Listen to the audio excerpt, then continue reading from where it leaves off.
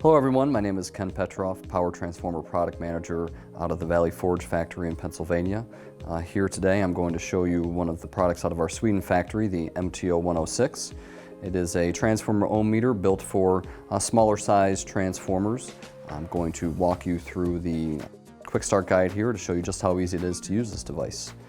As with any measurement equipment, you always want to connect it to your ground first. So we're going to do that by removing the wing lug here, connecting the included ground cable like so, and then reattaching the wing nut like that. Make sure that's securely fastened there. We can then go ahead and plug in our power cable like so. And we'll turn the device on. You'll see that it displays a few bits of information there, but boots up relatively quickly. And next, we always want to connect our leads to the instrument first before we connect to our asset. To do that with this device, you have two clamps.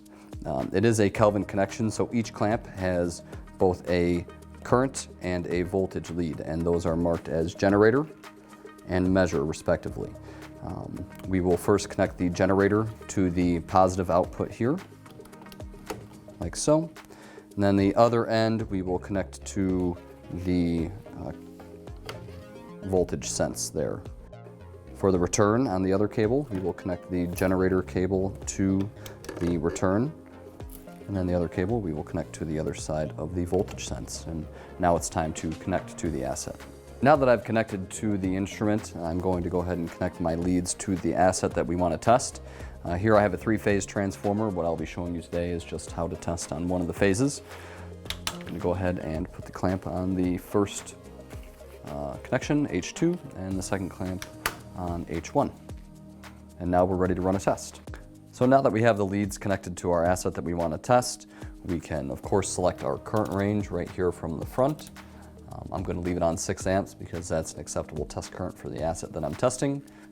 Our R2 sense we are going to leave off since I'm only measuring the one resistance channel. But now we'll go ahead and click on. And you'll notice that it is an audible beep alerting you that current is flowing.